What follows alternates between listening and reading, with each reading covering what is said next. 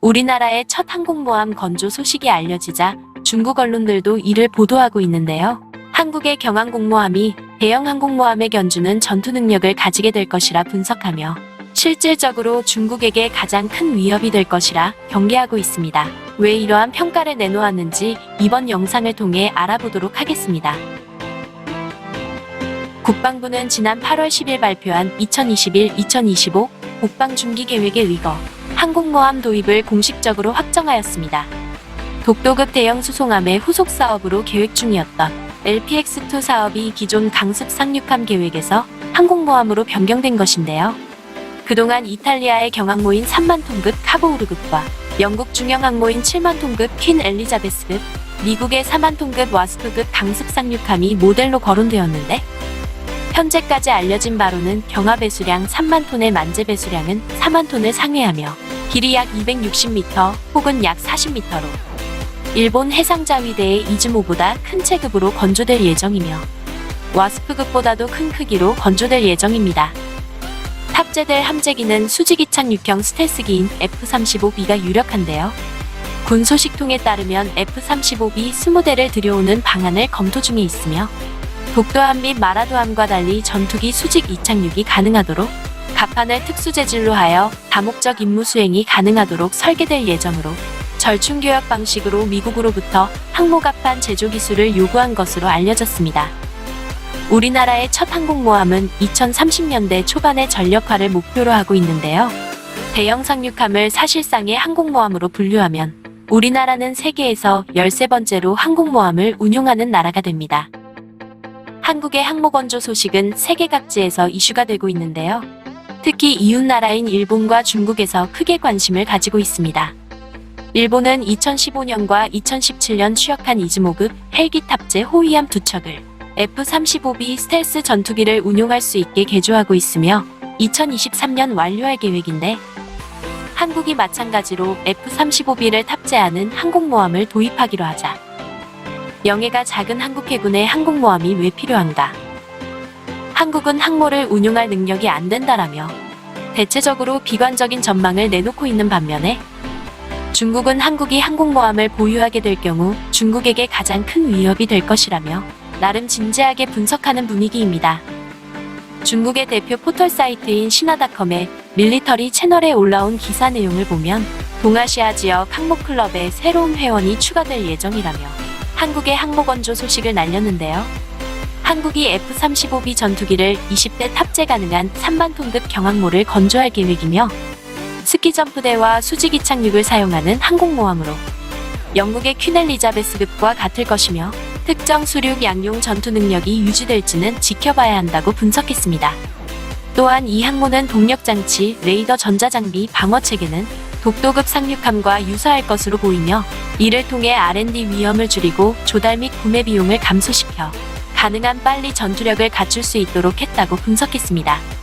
무엇보다도 한국의 항공모함은 경항공모함이나 최고급 스텔스기인 F-35B가 탑재되어 대형 항공모함에 견주는 전투 능력을 발휘할 것이라 경계했는데요. 중국은 우크라이나에게 미완성 항공모함을 도입해 2012년 6만 톤급 야오닝함을 마련하였으며 지난해 12월 첫 국산 항공모함인 7만 톤급 산둥함을 취역시켰습니다. 중국은 여기에 그치지 않고 2030년까지 항공모함 4척을 추가로 확보할 계획인데요.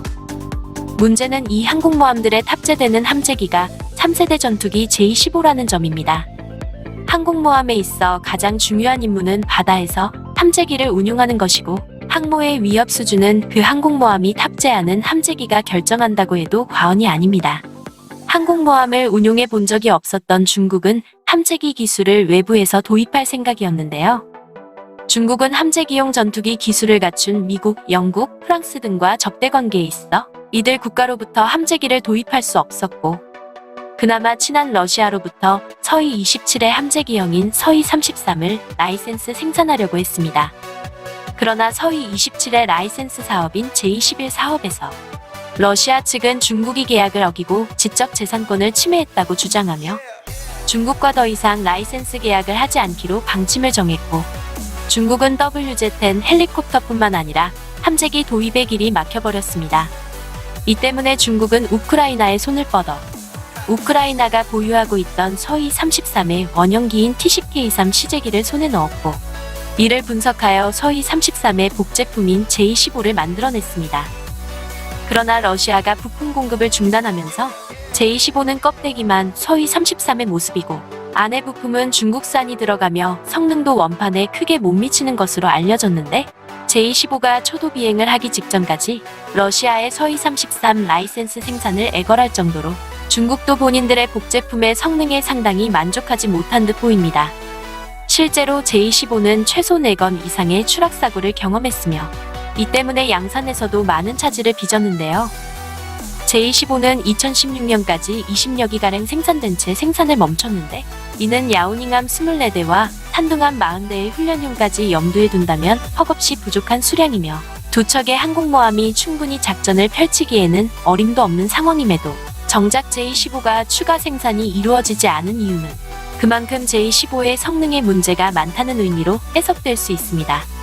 J15는 올해 다시 생산이 재개되었지만 실제로 개선이 얼마나 이루어졌는지는 기대하기 어렵고, 중국판 F-35로 알려진 J-31의 개발이 아직 초기 단계인 만큼 당장 필요한 함재기 소요를 메꾸기 위해 생산을 강행한 것으로 보입니다.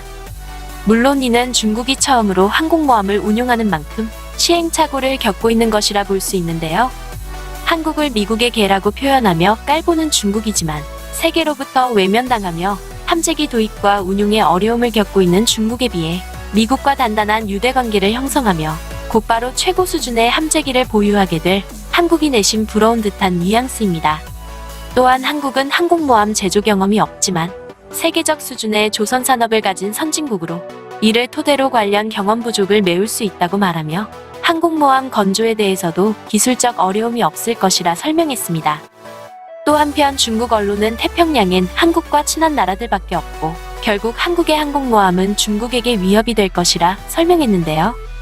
사실 항공모함 건조 계획은 일본의 이즈모급을 겨냥해 추진한 것이기도 하지만 트럼프 행정부가 한국에게 동북아 지역을 벗어나 인도 태평양 안보라인에 참가하기를 강력하게 주문하였고, 한국 정부가 이에 동참하기로 하면서 급물살을 타게 된 것이기도 하죠.